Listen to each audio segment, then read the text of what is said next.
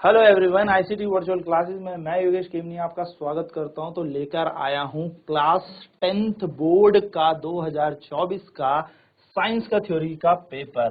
तो आज हम इसको डिस्कस करेंगे। इसके ऊपर आए हुए फिजिक्स के जो भी क्वेश्चन हमारे पास आए हैं उनको हम डिस्कस करेंगे, देखेंगे हमारी प्रिपरेशन कितनी है, तैयारी हमने कितनी की है। तो जैसे कि आप जानते हैं हमारा जो एग्जाम 10th साइंस का होता है, इसमें साइंस में फिजिक्स, केमिस्ट्री, बायोलॉजी एक साथ आती है, यानी कि भौतिक विज्ञान, रासायनिक विज्ञान और जीव विज्ञान हमारे पास एक साथ आती है। तो भौतिक विज्ञान का हिस्सा यानी कि फिजिक्स का हम जो भी पार्ट यहाँ पे आया हुआ होगा उसको हम इन डेप्थ और सारी चीजें उनसे रिलेटेड डिस्कस करेंगे आपस में। तो जो एग्जाम हमारा होगा वो 80 मार्क्स का होगा, यानी कि जो टोटल मार्क्स हमारे इस एग्जाम में हमारे पास होंगे वो 80 होंगे, यानी कि 80 मार्क्स में से हमें ज्यादा से ज्यादा क्वेश्चन करके लाने हैं, ज्यादा से ज्यादा मार्क्स चोरी करने हैं।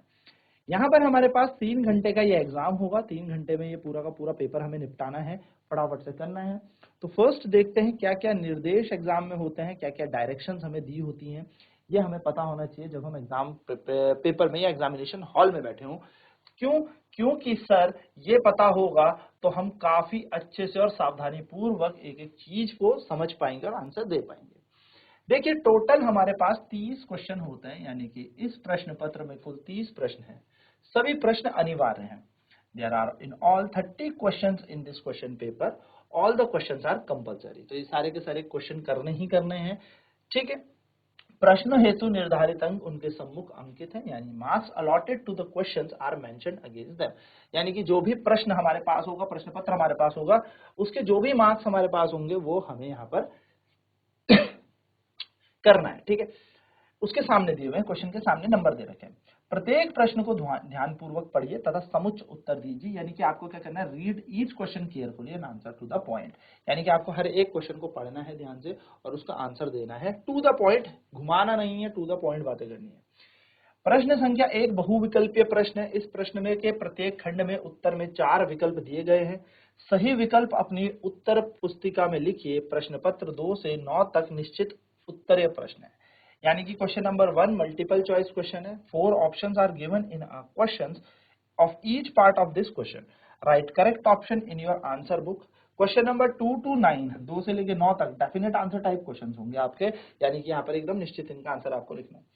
प्रश्न संख्या 1 का प्रत्येक खंड 1 अंक का है। प्रश्न 2 से 9 तक 1 अंक के प्रश्न है। प्रश्न संख्या 10 से 15 तक 2 अंक के प्रश्न है। प्रश्न संख्या 16 से 23 तक 3 अंक के प्रश्न है। प्रश्न संख्या 24 से 30 तक 4 अंक के प्रश्न है। यानी कि यहाँ पे क्या कह रहा है, each part of question 1 carries 1 mark, यानी कि जब हम पहला क्वेश्चन अटेम्प्ट करेंगे तो जितने भी पार्ट होंगे सारे एक एक नंबर के होंगे। Question number 2 to 9 are of 1 marks each. Question number 10 to 15 are of 2 marks each. Question number 16 to 23 are of 3 marks each.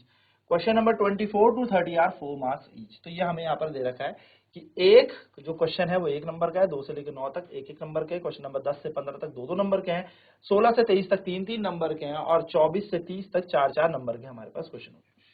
इस प्रश्न पत्र में समग्र पर कोई विकल्प नहीं है, तथापि कतिपय प्रश्नों के आंतरिक विकल्प प्रदान किया गया है। ऐसे प्रश्नों में केवल एक विकल्प का ही उत्तर दीजिए। There is no overall choice in this question paper. ऐसा नहीं है कि आपको ये क्वेश्चन हटा के आप बोलोगे दूसरा पेपर हमें दे दो, ऐसा नहीं होगा। पेपर में तो कोई क्वेश्चन पेपर में तो कोई चॉइस नहीं है ओवरऑल, लेकिन यस इंटरनल चॉइस आपको दे रखी है कुछ क्वेश्चन में, ठीक है। Attempt only one of given choice in such questions. तो आपको सिर्फ एक ही उनमें से अटेम्प्ट करना है, मतलब एक जैसे 29वां क्वेश्चन होगा तो उसमें 2 भाग दे रखे होंगे, तो उसके बीच में और लिखा होगा, तो जो आपको बेटर आता है ऊपर वाला या नीचे वाला, उसमें से आप इस क्वेश्चन को बढ़िया तरीके से जो आता है उसको सॉल्व करें। तो चलिए बढ़ते हैं अपने पहले पार्ट की तरफ और फिजिक्स के क्वेश्चन ढूंढना शुरू करते हैं और क्वेश्चन को सॉल्व करना शुरू करते हैं। जैसे कि आप देख रहे होंगे ये क्वेश्चन हमारे पास है। क्वेश्चन दे रखा है, परिपथ में विद्युत आवेश के प्रवाह की दर को कहते हैं, यानी कि rate of flow of electric charge in a circuit is called. प्रतिरोध, वोल्टेज, ऊर्जा संरक्षण, संचरण, विद्युत धारा, यानी कि रेजिस्टेंस, वोल्टेज, एनर्जी फ्लो और इलेक्ट्रिक करंट। तो वैसे तो देखिए आप सभी जानते हैं इसका कारण आंसर हो जाएगा इलेक्ट्रिक करंट, यानी कि विद्युत धारा इसका आंसर है। थोड़ा सा डिफाइन कर लेते हैं क्या होता है। तो हमसे क्वेश्चन कह रहा है कि हमें ये बताइए, है ना, हमसे ये कह रहा है कि हमें ये बताना है कि इस क्वेश्चन में rate of flow of charge क्या होता है? इसको हम कहते हैं इलेक्ट्रिक करंट, इलेक्ट्रिक करंट, है ना। यानी कि आवेश प्रवाह की दर को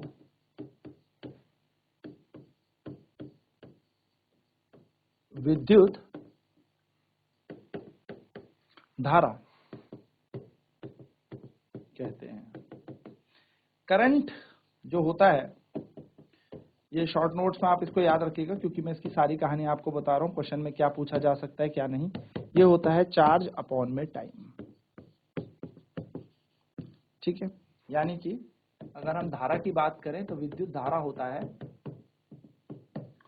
आवेश बटा समय। अगर हम इसका सूत्र निकालें तो निकलेगा Q बाय T। अगर हम इसकी यूनिट की बात करें, यूनिट, तो ये हो जाएगी चार्ज पर सेकेंड या कूलम पर सेकेंड, जिसको हम एम्पियर कहते हैं। तो हम कहेंगे SI unit of electric current is ampere. यानी कि धारा की SI इकाई, धारा की SI इकाई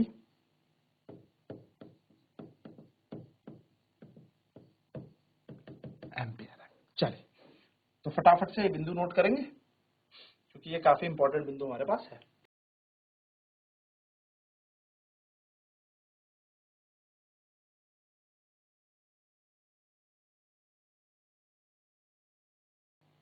तो धारा बराबर होता है आवेश बटा समय, I equal to Q by T। Unit होगी कूलम पर सेकंड, यूनिट SI यूनिट। अच्छा, इससे ना एक क्वेश्चन और आता है, वो आप जरूर याद रखना।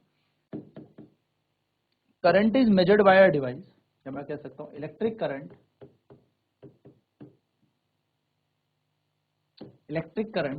Is measured by an instrument called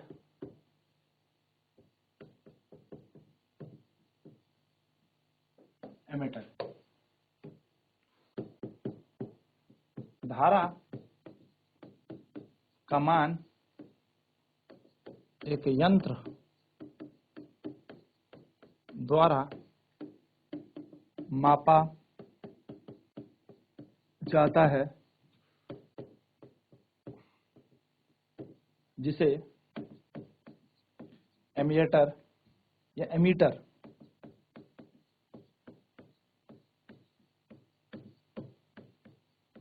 अच्छा, एक पॉइंट बहुत इंपॉर्टेंट है, एमीटर हमेशा कैसे कनेक्ट होता है, ये भी पूछा जाता है क्वेश्चन, ठीक है। एमीटर इज ऑलवेज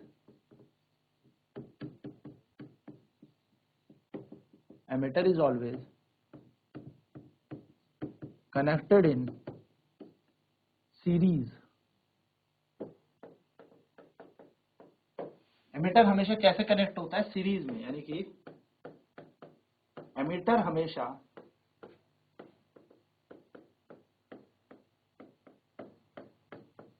श्रेणी क्रम में लगाया जाता है। तो एमीटर हमेशा कैसे लगेगा? श्रेणी क्रम में लगता है, सीरीज में लगता है, ठीक है। ये बात आपको ध्यान में रखनी है। चलिए फटाफट नोट करेंगे।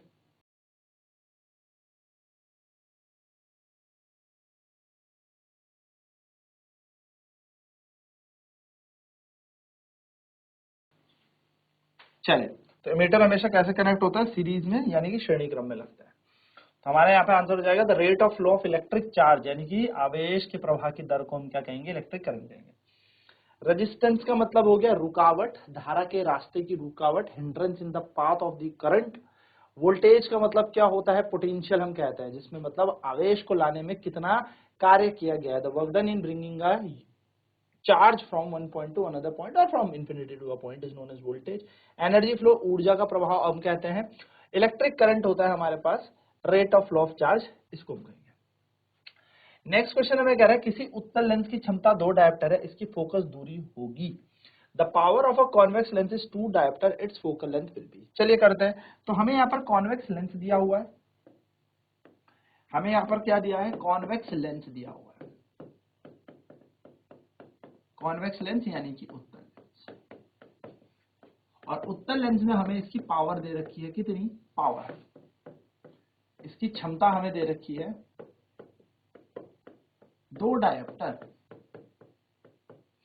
ये हमें यहाँ पर इसकी पावर दे रखी है 2 डायोप्टर। अब हमें पता है कि जो फोकल लेंथ होती है, अगर हम पावर की बात करें तो पावर इज इक्वल्स टू होता है हमारे पास 1 upon focal length in metre. किसमें आनी चाहिए फोकल लेंथ, मीटर में आनी चाहिए। यानी कि हम कह सकते हैं शक्ति या क्षमता बराबर बराबर 1 बटा फोकस दूरी, फोकस दूरी किसमें होनी चाहिए, मीटर में होनी चाहिए। ठीक है, तो पावर कितना है हमारे पास 2, 1 अपॉन फोकल लेंथ की जगह एफ, और फोकल लेंथ मीटर में आएगी, तो फोकल लेंथ मीटर में कैसे आएगी 1 अपॉन 2, यानी कि हमारे पास आ जाएगी 0.5 मीटर। ये हमारे पास फोकल लेंथ आ गई। याद रखिएगा क्योंकि उत्तल लेंस है तो कॉन्वेक्स लेंस की जो पावर होती है वो हमेशा पॉजिटिव होती है। कॉन्वेक्स लेंस की पावर हमेशा कैसी होगी, धनात्मक होगी, पॉजिटिव होगी। तो आंसर हमारा प्लस में ही आएगा, यानी कि उत्तल लेंस की क्षमता धनात्मक होती है। कैसी होती है, धनात्मक होती है। तो हमारी फोकस दूरी भी प्लस में आएगी। लेकिन याद रखिएगा पावर निकालने के लिए फोकस दूरी मीटर में निकालनी पड़ती है, लेकिन एक्चुअली में वास्तविकता में फोकस दूरी सेंटीमीटर में चेक होती है। तो हम जानते हैं 1 मीटर के अंदर होते हैं 100 सेंटीमीटर, ये हम सभी जानते हैं। 1 मीटर के अंदर 100 सेंटीमीटर। तो हम अगर यहाँ पर बात करें तो यहाँ पर देखेंगे f बराबर कितना है 0.5 मीटर, तो 100 से इसको मल्टीप्लाई कर दो तो 0.5 इंटू 100 सेंटीमीटर, तो फोकस दूरी बन जाएगी, पॉइंट हटेगा एक 10, 0 से 0 कैंसिल, 50 सेंटीमीटर। तो 50 सेंटीमीटर इसकी फोकस दूरी आ गई। और प्लस क्यों, क्योंकि पावर प्लस है तो 1/p भी प्लस होगा। तो हमारा आंसर हो जाएगा 50 सेंटीमीटर, यानी कि ऑप्शन नंबर 3। तो the power of convex lens is 2 dioptre, the focal length कितनी हो जाएगी 50 सेंटीमीटर। याद रखिएगा यहां पावर निकाली जाने के लिए फोकल लेंथ को मीटर में रखा गया होगा, इसलिए मीटर में पहले निकलेगी एंड देन उसे आप कन्वर्ट करके किसमें निकालेंगे, उसको आप कन्वर्ट करके किसमें निकालेंगे, सेंटीमीटर। चलिए नेक्स्ट क्वेश्चन की तरफ बढ़ते हैं। नेक्स्ट क्वेश्चन देखिए क्या कह रहा है, क्वेश्चन नंबर 4। एक गोलीय दर्पण की वक्रता त्रिज्या 20 सेंटीमीटर है, इसकी फोकस दूरी क्या होगी। The radius of curvature of a spherical mirror is 20 centimetre, what is it's focal. तो हमें रेडियस ऑफ कर्वेचर दे रखा है स्फेरिकल मिरर का, हमें क्या गिवन है, रेडियस ऑफ कर्वेचर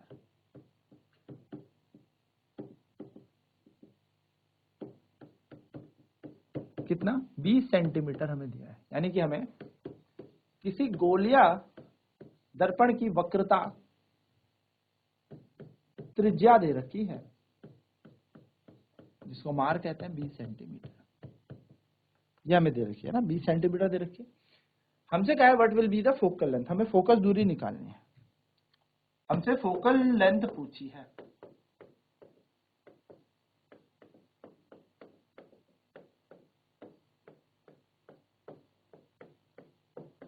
फोकस दूरी हमसे पूछी है। ध्यान दें वी नो दैट, हम कहें from the relation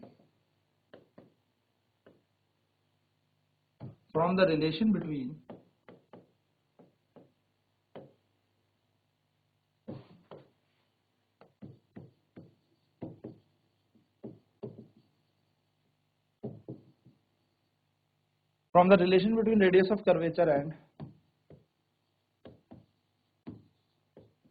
focal length, यानी कि R और F।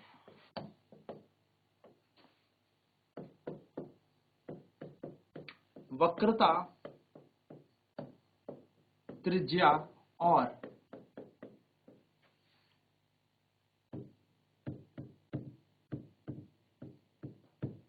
फोकस दूरी वक्रता त्रिज्या r और फोकस दूरी हो गई f के बीच संबंध अनुसार या संबंध अनुसार हमें पता है रेडियस ऑफ कर्वेचर का आधा करेंगे तो हमें मिलेगी फोकल लेंथ, या हम कह सकते हैं वक्रता त्रिज्या का आधा हाफ करने से हमें फोकस दूरी मिलती है। हम इस फॉर्मूले को जानते हैं r/2 = f, जो आपने इस तरीके से पढ़ा होगा r = 2f। तो r का मान हमें इस प्रश्न में 20 दे रखा है, 2 दे रखा है क्वेश्चन फॉर्मूले में, 2 से कैंसिल होगा 10, तो फोकल लेंथ कितनी आ जाएगी 10 सेंटीमीटर। तो हम कहेंगे the focal length of the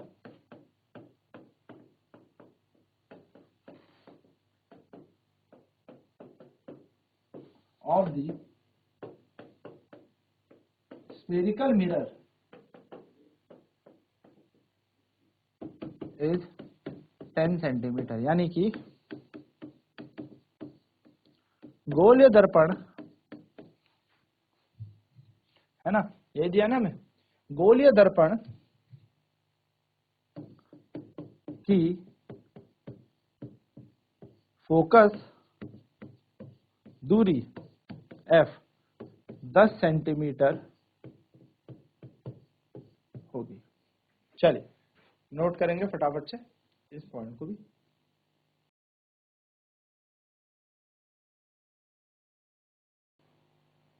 तो वक्रता त्रिज्या और फोकस दूरी f के बीच संबंध अनुसार r/2 बराबर f होता है, रेडियस ऑफ कर्वेचर का आधा करके फोकल लेंथ मिलती है।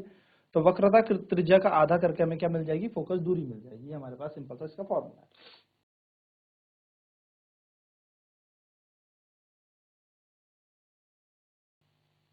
r/2 = f, तो 20/2 करेंगे तो f मिल जाएगा, तो f बराबर 10 सेंटीमीटर आएगा। So the focal length f of a spherical mirror is 10 centimetre. गोलीय दर्पण की फोकस दूरी f बराबर 10 सेंटीमीटर होगी। तो यानी कि फोकल लेंथ हमें यहाँ पर मिल जाएगी 10 सेंटीमीटर, है ना। चलिए, name a mirror that gives an erect and enlarge image of an object, यानी कि वो दर्पण का नाम बताओ जो किसी वस्तु का प्रतिबिंब सीधा बड़ा प्रतिबिंब देता है, सीधा भी देता है और बड़ा भी देता है। अब इसके लिए ना, वैसे तो मैं आपको डायरेक्ट इसका नाम दे सकता हूँ, पर पहले मैं आपको इसका कॉन्सेप्ट बताऊंगा। भाई हमने 3 तरीके के तो मिरर पढ़े ना, हम पूरे मिरर को डिफाइन कर लेते हैं। आंसर नहीं है ये, इसका कॉन्सेप्ट है ये, ठीक है। मिरर यानी कि आंसर मैं बताऊंगा उसका क्या होगा। दर्पण यानी कि हमने 3 तरीके के दर्पण पढ़े हैं। एक पढ़ा है हमने प्लेन मिरर, इन डेप्थ तो नहीं जाने वाले, लेकिन जो हमने पढ़ा है उसको हम रिकॉल करने वाले हैं। यानी कि समतल दर्पण हमने देखा, फिर हमने देखा गोलीय दर्पण, यानी कि हमने देखा अवतल दर्पण जिसको हम कॉनकेव मिरर कहते हैं, अवतल दर्पण। और तीसरा हमने देखा कॉन्वेक्स मिरर, यानी कि उत्तल दर्पण। अब आप गौर करेंगे कि प्लेन मिरर के अंदर एक प्रॉपर्टी है, जितनी इमेज की हाइट उतनी ही ऑब्जेक्ट की यहाँ पर हाइट होती है, यानी कि height of image is equals to height of object. Plane mirror समतल दर्पण हमेशा वस्तु का आकार और प्रतिबिंब का आकार बराबर ही बनाता है, प्रतिबिंब कभी भी वस्तु से बड़ी नहीं होती, सेम साइज की बनाता है ना। जो हमारे घरों में ड्रेसिंग मिरर है या लुकिंग मिरर है, उसमें जितना ऑब्जेक्ट की हाइट होती है उतनी ही इमेज की भी हाइट होती है, जितनी वस्तु की हाइट होगी उतनी प्रतिबिंब की हाइट भी होगी, यानी कि बड़ा तो नहीं बनाएगा। अब प्रश्न हमें कह रहा है, चलो ठीक है भैया, क्वेश्चन में हमें यह तो कह दिया कि इरेक्ट बनाएगा, सीधी बनाएगा, लेकिन साथ साथ में हमें क्या बोला, बड़ा भी बोला है, एनलार्ज वर्ड भी बोला है। तो हम बड़ा प्रतिबिंब देखते हैं कौन बनाता है, ठीक है। नेक्स्ट अगर हम बात करेंगे कॉन्वेक्स, तो कॉन्वेक्स इरेक्ट बनाता है, हाँ सर बिल्कुल बनाता है, यानी कि सीधा प्रतिबिंब तो ये भी बनाता है, सीधा बनाता है। वैसे ही सीधे की बात करें तो इरेक्ट तो प्लेन मिरर भी बनाता है। तो प्लेन मिरर में ये वैलिड हो रहा है, लेकिन एनलार्ज वैलिड नहीं हो रहा, यानी कि बड़ा प्रतिबिंब नहीं बन रहा है, इसलिए हमारा आंसर प्लेन मिरर तो नहीं होगा। इसमें बात करें तो यहाँ पर इमेज हमेशा छोटी बनती है, यानी कि यहाँ पर प्रतिबिंब हमेशा वस्तु से छोटा बनता है। किसमें, कॉन्वेक्स में, यानी कि ये भी फेल हो गई। पहली प्रॉपर्टी तो सिद्ध थी, पर दूसरी प्रॉपर्टी में कॉन्वेक्स मिरर हट गया। बचा कॉनकेव। कॉनकेव मिरर में हम जानते हैं कि ये जब ऑब्जेक्ट पोल और फोकस के बीच में होता है, when object is between pole and focus, तो हमें वर्चुअल इमेज मिलती है। तो यहां पर वर्चुअल इरेक्ट इमेज मिलती है, हाँ सर मिलती है। यानी कि यहां पर आभासी और सीधा प्रतिबिंब मिलता है, बिल्कुल मिलता है, यानी कि सीधा प्रतिबिंब मिलता है। यानी कि ये वाली कंडीशन यहां पर फॉलो हो गई।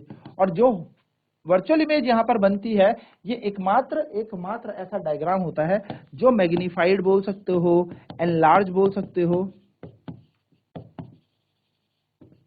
यानी कि बड़ा प्रतिबिंब बनाता है। यानी कि हमारे पास कौन सा दर्पण है, कॉनकेव मिरर है। तो हम इसका आंसर लिखेंगे, हमसे नेम द मिरर बोला है तो हम सिंपल यहां पर आंसर देंगे इस क्वेश्चन का कॉनकेव मिरर। सिंपल, इस क्वेश्चन का क्या आंसर होगा, कॉनकेव मिरर।